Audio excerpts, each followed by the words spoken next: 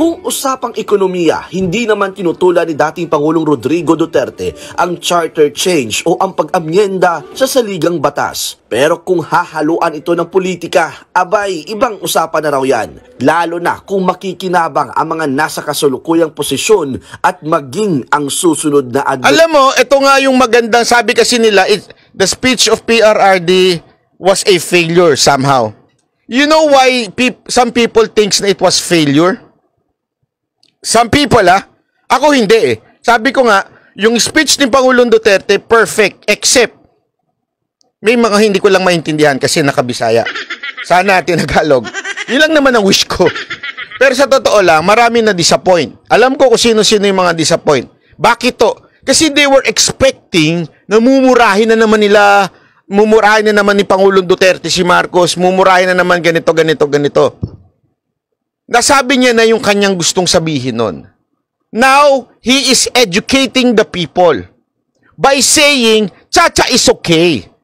Huwag lang haluan ng politika. As a matter of fact, ilang beses niya nang sinabi yan during his term. Ewan ko kung hindi nyo naaalala, kung talagang Duterte supporter kayo, maaalala nyo yan.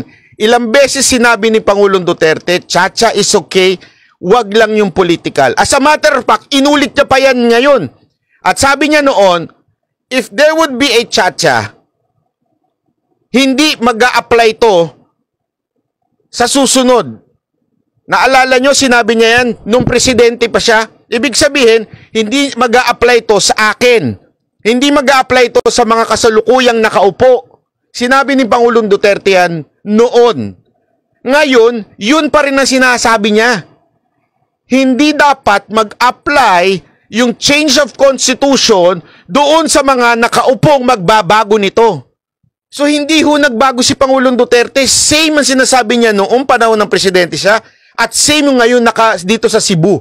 Walang nagbago. Patuloy niya sinasabi na if there would be change in the constitution, it should be applicable sa next administration, not dito sa administration na ito kung saan kasama silang magbabalangkas ng pagbabago ng konstitusyon. Kaya maraming na-disappoint hindi nagmumura-mura si Pangulong Duterte this time. Kasi nga ho, they are parang ganito lang sorry. Mali yung analogy kong pera. Ang best analogy niyan ay ang Diyos. Hindi ko sinasabing si Duterte, Diyos huwag kayo ma-misquote. Pero same yan ng Diyos. Anong ibig sabihin? Marami sa tao hindi nagpapagamit sa Diyos. Marami sa tao ginagamit ang Diyos sa sarili nilang interes. Sa sarili nilang ikapo, sa sarili nilang bulsa. They would use God name para makakuha ng mga gusto nila. 'Di ba? Ganun tayo when we pray, we sometimes ask, Lord, gusto ko to 'Di ba sabi mo, knock and you shall be open, seek and you shall and ask and it should be given to you. Ginagamit natin ng Diyos para sa sarili nating interes. Nakalimutan natin yung mga ibang sinasabi. Na seek first His kingdom. Bago yung and all these things shall be added unto you. Ganon din po pagdating kay Duterte. Hindi ko sinasabing pareho sila malayong malayo. Human si Pangulong Duterte. Ang sinasabi ko lang, marami ko kasing nakapwesto dyan sa paligid na ginagamit si Pangulong Duterte sa sarili nilang interes. Kaya when they expect PRRD na magpapasabog at hindi nila nakuha yun, they would be disappointed. Gets ninyo? Why? Because their interest is themselves. Yung sarili nila. Hindi naman talaga kung ano yung pinupunto ni Pangulong Duterte. They're not listening to PRRD. Gusto nyo banggit ko kung sino? Hindi na. Huwag na. Dadami na naman kaaway ko. Diba? Kaya nga, pansinin nyo, nung panalo si Marcos, nagkabaliktaran. Ang daming mga dyan, nagbaliktaran Galit na galit kay Marcos during campaign, tas nung namanalo si Marcos,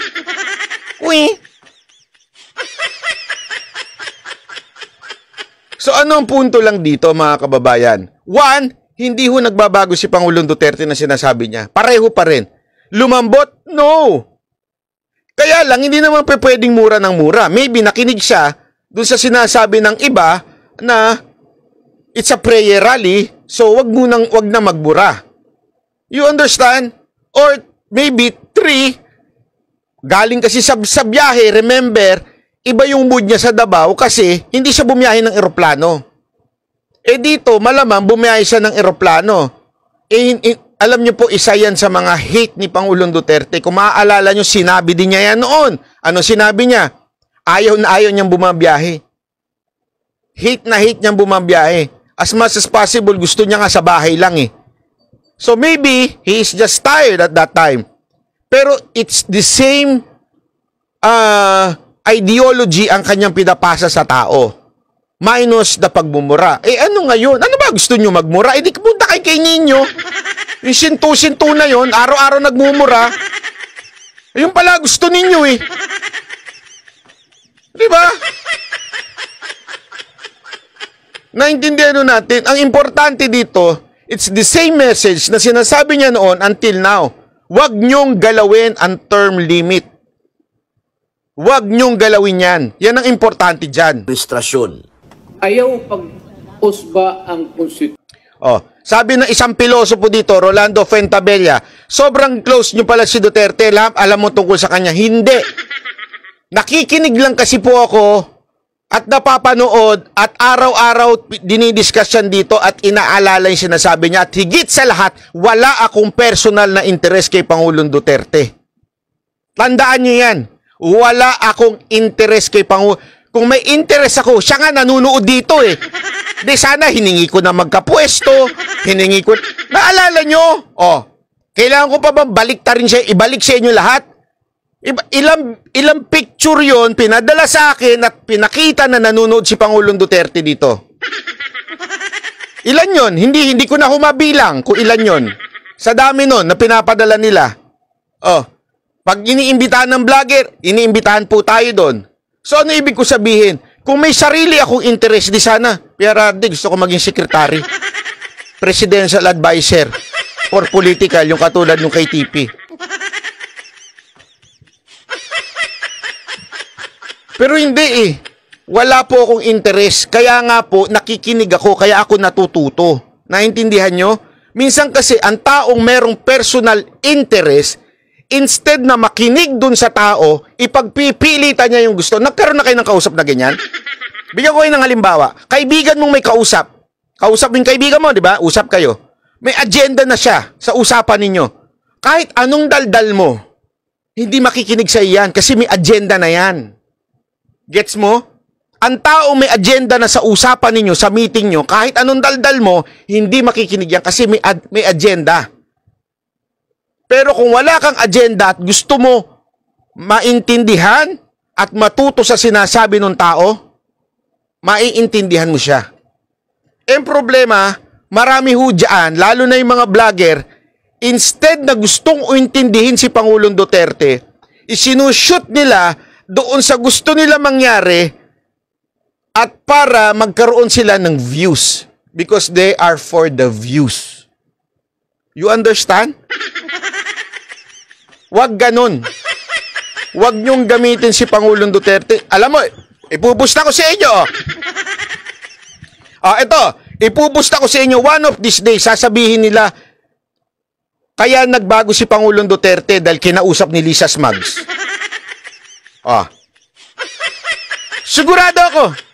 Sigurado ako may magsasabi ng ganyan. Dahil sa kinausap na yan, kaya ganyan yan. Hindi naman nila pwede sabihin na bayaran. Kinausap yan. Siguro meron niyang kasunduan sa mga Marcos. Para lang talaga ma-shoot doon sa gusto nilang mangyari. Doon sa i-feed nila yung hate nila kay Marcos. Kasi tandaan niyo ito ha. Tandaan niyo ito mga kababayan. Kayo mga banateros, mga nakikinig sa akin, I do not hate Marcos. Tandaan niyo yan. Hindi ko hate si Marcos but I don't like some or most of what he is doing. Kasi iba ho yung usapan na if you hate the person, everything that person will say, ayaw mo. Kasi nga you hate that person. Hindi tayo ganyan. Kasi nga hindi ho tayo sa tao. Sa issue tayo. Pag may mali, mali. Pag may tama, tama. Ganun lang kasimple yun. Hindi yung you would hate a person because that person did something wrong to you. Yan ang totoo. So ngayon, since hindi na sumishoot yung pagmumura ni Pangulong Duterte kay Marcos, pati si Duterte gagamitin mo na, sasabihin mo ng nakausap siguro ni Lisa Smagto. Tingnan mo, darating yung panahon, gaganyan si Pangulong Duterte. Kasi nga, kailangan ma-shoot sa kanilang kwento. Para pabor kanimo nga muling kuray diha ug ngayta pag-usa ka termino. Komportable na ta sa unom ka tuig one term. Let us stick to that. Sinabi yan ni Duterte sa prayer rally kagabi sa Cebu City, kasabay ng anibersaryo ng EDSA People Revolution. Sa talumpati ng dating Pangulo, pumreno siya ng banat kay Pangulong Bongbong Marcos, hindi gaya nung nasa Davao siya na talaga namang kinundinan. Sabi nito ni Rolando, ang naisip ko, Boss Banat Bay, maraming tactic lang yan ng PRD. Ako din naman, kaya lang hindi ko na sinasabi. Kasi kung alam kong tactic, strategy ni Pangulong Duterte, ba't ko sasabihin, di binuking ko siya? Tama, mali. Just for me to look intelligent, I would tell you, strategy lang ni Pangulong Duterte yan.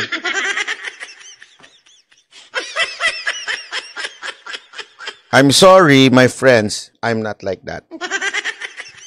Ni Duterte ang tsa-tsa at sinabi pang kapag ipinilit ito ay baka maulit ang nangyari. Kung anong gustong palabasin ni Pangulong Duterte dito, yan ang aking ilalabas dito.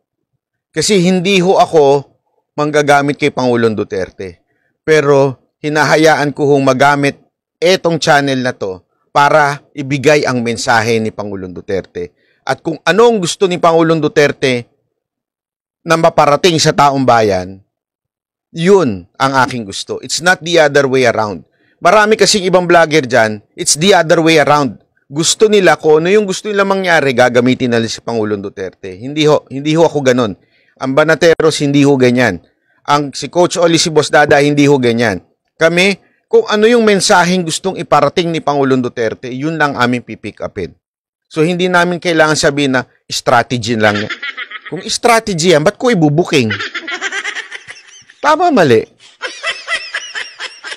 Pagpapalayas noon sa Malacanang sa mga Marcos. Wala akong problema kang presidente karon. Wala pa naman po. Ako masuportar.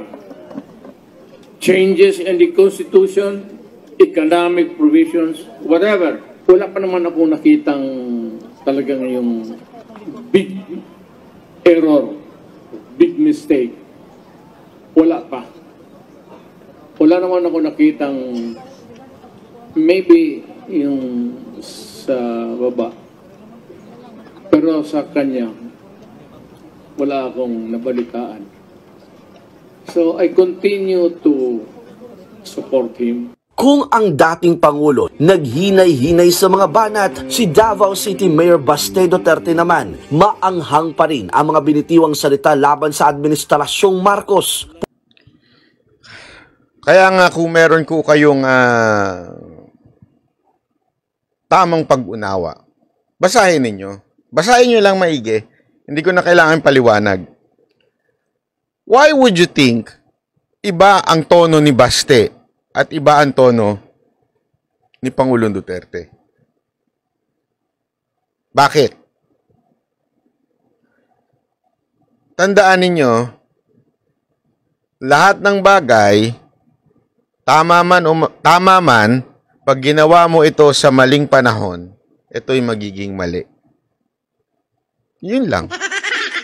Read between the lines. Umaparaan ng anya ang mga politiko para magtagal sila sa pwesto sa pamamagitan ng charter change. Tahasan din niyang pinatutsadahan si House Speaker Martin Romualdez na itinuturong nasa likod ng People's Initiative o pagpapapirma para sa tsa-tsa. Bagay na ilang beses namang itinanggi ng Speaker. Isog lang ka kay Speaker kagaron. Speaker lang ka kay tungod ang igagaw rin mo Presidente. Mauna!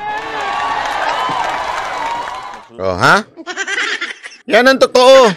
Maunga. Anong maunga? Sorry, hindi ko alam. Pero ang cute ng pagkasabi ni Bastina, maunga. Parang nilalambing ba tayo, no? Pati ang mismong Pangulo hindi rin pinatawad ni Mayor Baste. Tinawag pa niyang scammer si PBBM dahil sa mga pangakong napako. Kabalo mo, unsay pinakakatauanan aning tanan. Ibakak di mo ng tag-20 nga bugas.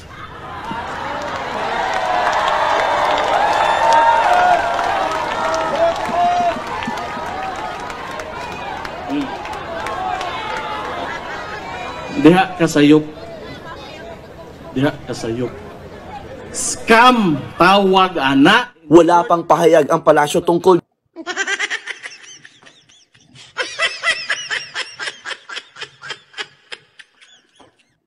Doon pa lang, mali na kagad ang interpretasyon ng TV5. Tinawag daw ni Basting scam. Sandali. Ang sinabi niyang scam ay yung ginawa. Sandali, itama naman natin ng konti ito. Para na naman mag-feed yung kanilang content. Sinabi na si Basti tinawag na scam. Andali, ang sinasabi po ni Basti, kasi ilinaw natin to eh. Alam niyo kung bakit? Kasi ito ang tamang issue. Ito ang tamang issue. Ang tamang issue ay ang taong bayan dahil sa pambubudol ng gobyernong ito kaya nagugutom. Yan ang tamang issue. Yang pangakong 20 pesos na bigas ay pambubudol. Yan o ang ibig sabihin. Yan o ang tamang pinaglalaban natin. Kasi alam nyo, bigyan natin ng dahilan ang taong bayan na maintindihan kung bakit ba nagagalit ang mga Duterte. Hindi lang basta magmura na magmura. Meron dahilan kung bakit nagagalit ang ating mayor na si Baste. Yan po yung pambubudol na ginawa na kesyo 20 pesos lang. Alam nyo, meron ako sasabihin sa inyo ha. Ito, napaka-importante ito. Sa totoo lang, ang mga politiko natin, marami ho dyan talagang sinungaling. Marami ho dyan, mas honest pa po yung mga sabongero sa tupada. Anong ba? Sinasabi mo ba sabongero sa tupada? Kala ko ba ayaw mo na sabong? O, ayaw ko na sabong. Pero alam nyo, mas honest pa. Pansinin nyo ito ha. Alam mo noong una, matagal ko ng question yan eh. Kasi naalala ko noon, nung nag-umuwi kami sa San Pablo. Mga taga San Pablo kami. Yung isa kong tito doon, nag-ano yan, yung sabong-sabong, hilig-hilig magsabong. Tapos nagtataka kami. Kasi pagkaano niya, yung mga tao doon, di ba? Yung sigawan doon, Logis! Logis! Sa pula! Sa ano, tapos nagpupustahan yung mga tao. Napansin nyo, yung mga, kasi ngayon electronic na eh. Dati, yung Logis! Ganyan ngayon, di ba? Ganyan, mga ganun-ganun, di ba? Tapos, pansinin nyo nagtatayaan yung mga sabungero na hindi nila kilala kung sino yung kalaban nila. Kung sino yung kalaban nila sa pustahan. Hindi nyo napapansin yun? Ha? Di ba? Hindi nyo napapansin po yun? Nagpupustahan sila, dito ka sa pula, diyan ka sa puti, laban tayo. Hindi sila magkakilala, ha? Walang kontratang pinipirmahan. Tama. Tama, mali. Pero bakit pag may natalo, nang tanong ko noon, bakit hindi tumatakbo yung natalo? Pansinin nyo yan, ha? Aside from mabubugbog siya, pero hindi siya tumatakbo. Honest sila. Pag talo sila, talagang bayad sila. Di ba? Buti pa sila, may sariling salita eh. Pinaninindigan nila yung pangako nila. Pag pumusta sila ng 5,000, kahit 10,000, kahit 100, basta natalo sila, magbibigay sila, magbabayad sila. Abay, mas...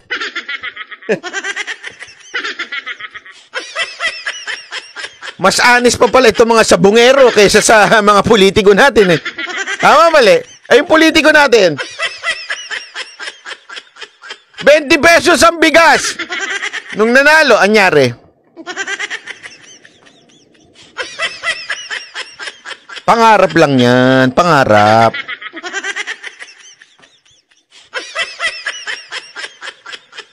O, di ba? O, yan ang totoo eh. O.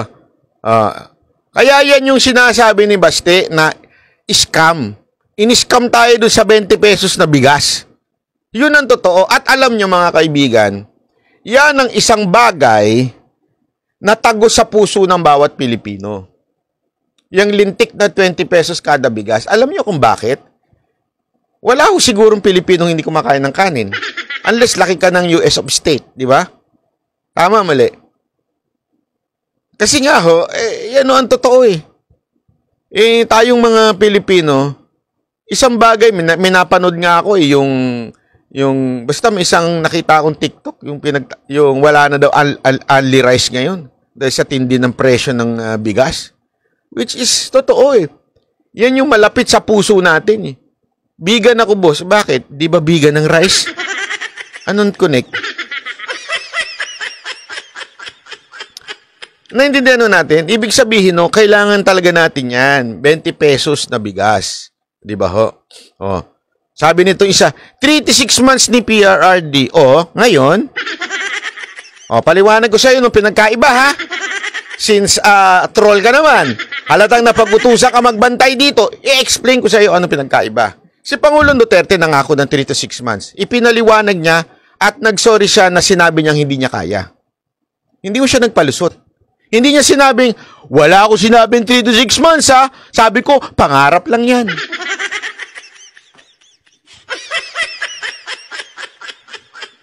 Tanong, si Marcos ba, anong sinabi niya? Nagsorry ho ba siya? O sinabi niyang, sa pangarap lang yan?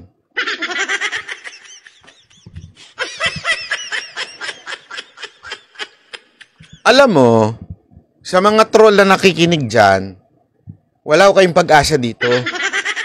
Dahil hindi ho katulad nila ninyo ang vlogger na mga banateros na walang utak. O kung meron man, nasa itlog. Ha? Tandaan nyo yan. Iba ho kasi, alam mo, mas matatanggapan ng tao kung sana humingi na lang ng paumanhin. Pasensya na. I thought kakayanin pero hindi pala kaya. Mga maling balita nyo ay kanyang itataboy. Kapag bumanat siya boy, ay sigurado pusoy. Sisilabang ka ng buhay sa nagbabagang apoy. Parang may